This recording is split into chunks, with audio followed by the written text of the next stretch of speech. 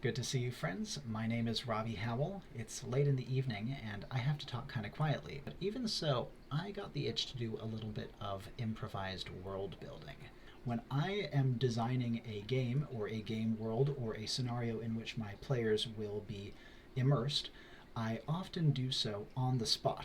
10% planning and 90% improvisation.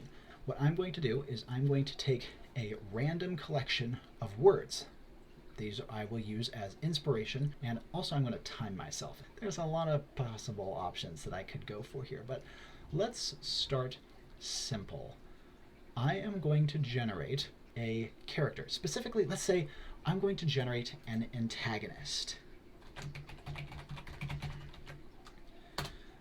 Additionally, I am going to be taking 5 focus words. We'll generate those momentarily.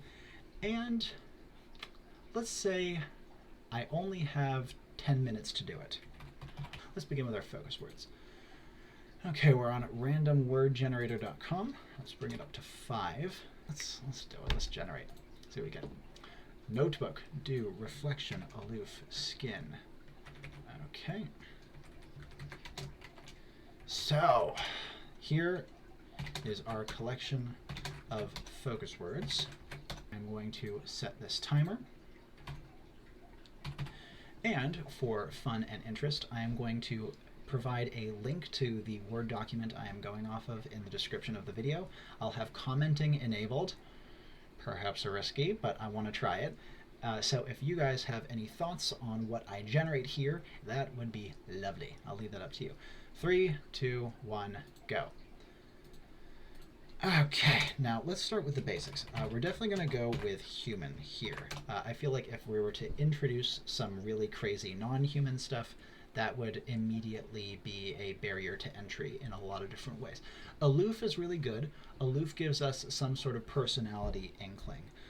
So in that case, we can say probably mysterious, fleeting, someone to be pursued. Like when I hear aloof, I feel like aloof to me connotes like a bird-like personality, someone who flies rather than fights.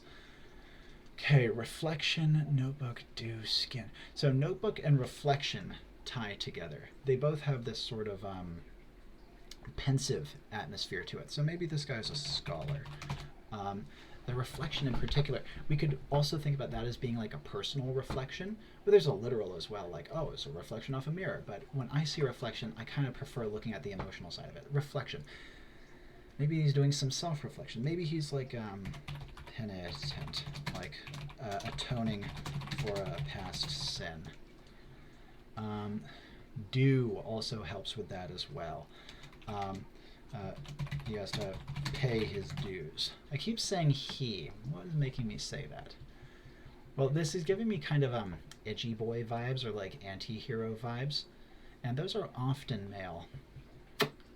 Maybe I'll be something that you'll see if you follow my content is I very much enjoy playing with people's expectations and purposely trying to defy normal tropes and standards just to screw around and have fun. So maybe just make this a lady. Still could be a scholar though. I like the do and reflection connection. So notebook, I actually think I'm not going to go with a scholar idea because a notebook I don't necessarily connect with a scholar. Maybe it's like a burn book. Maybe she's like a snitch or a muckraker or a dirt collector.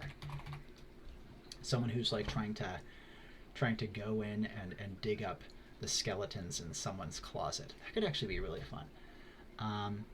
Do could also add to that. Make others pay their dues. That could be quite fun too. Let's see. Okay, so the one thing we're missing here is skin. That can mean a lot of things. Skin is one of those words that has so many connotations. I could take it in the direction of like some like creepy body horror thing, like, you know, skin walking or like, you know what I'm talking about, skin jumping, eerie and creepy and gooey. I could also take it in the direction of like getting under someone's skin, like needling them, like an interrogator or interviewer.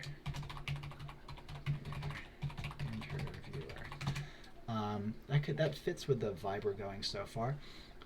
Skin can also mean like, feeling comfortable in someone's skin. So maybe it's someone who's like in the midst of a personal transformation, figurative or literal. Something else that you'll note about me is that I do often like to introduce fantasy and supernatural elements in virtually everything that I do. So we're going to make sure that this lady right here has some magic or some sort of supernatural phenomenon going on. What time are we at? 6:19. Okay, we're moving fast, so that's pretty good. Let me think. Well, we have some good stuff right now. So let's go through some of the basic character. What am I thinking of?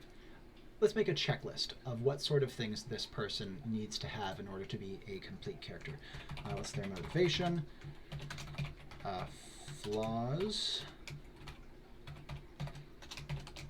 Powers. They're an antagonist, so I'm going to assume they're an antagonist for some sort of supernaturally capable protagonist as well.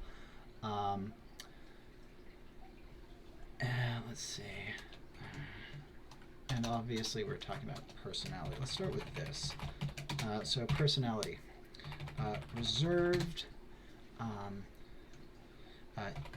imperious. I like that, especially if we're going with kind of the interrogator route.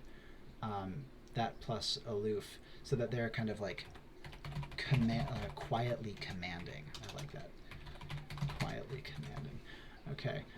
Reserved, imperious, quietly commanding. Very secretive. That befits the kind of profession and vibe we're painting for them so far. Okay, motivation. When I see this antagonist, obviously they're looking for dirt, right? Well, either it would mean that the protagonist that they're paired against is someone who actually has skeletons in their closet, or maybe is just an outright bad person, but let's try to make them a little more varied than that, a little more nuanced.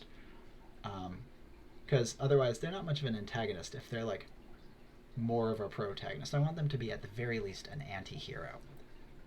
So what if their motivation is to like take down the powerful? If they think you're too big for your britches, they will find something on you. Think. There we go.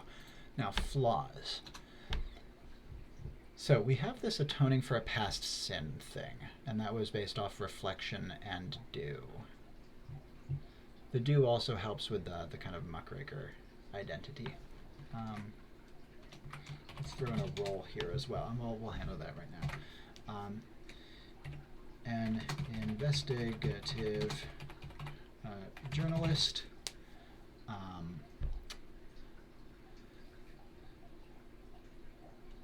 Let's say, I think primarily undercover, but with a larger than life public persona. That could they can kind of like play into the scoops that they get and kind of broadcast these worldwide. Like very formidable reputation and pretty much never wrong. So likely trusted semi-blindly. That way if they do say something about you, you're screwed. Alright. Flaws. Definitely vindictive. I'm seeing kind of a black and white worldview here. You know, the powerful bad, the not powerful good, something like that. Or the not powerful not bad. Now, atoning for a past sin. Atoning for a past sin. What could be fun here? What could be fun here? Well, we could do the obvious boring thing of, oh, they were powerful once, but that's... I feel like if I were matching a player up against this antagonist, they'd kind of guess that pretty quickly, and so I want something that's a little more curious. I'll get back to that. Okay, powers. I like, how do they broadcast this? First of all, no, before I get to that, they need stealth. what about forging identities / master of disguise? That also adds into the skin thing. There we go. And also we'll say have a magic, not magic book.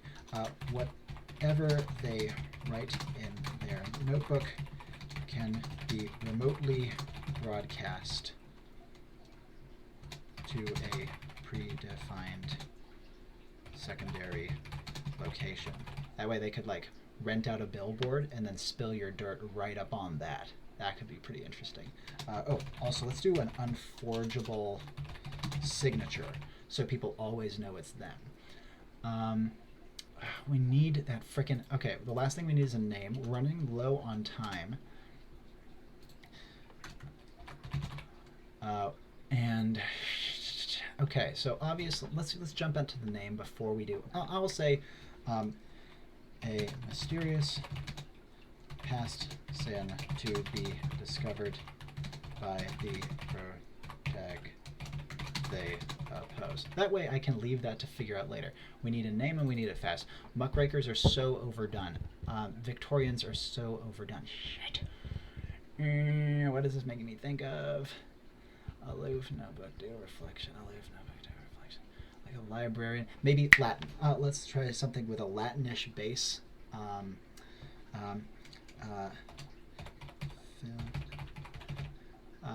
Philharmonia. Is that how you spell it? We're going with it. And time.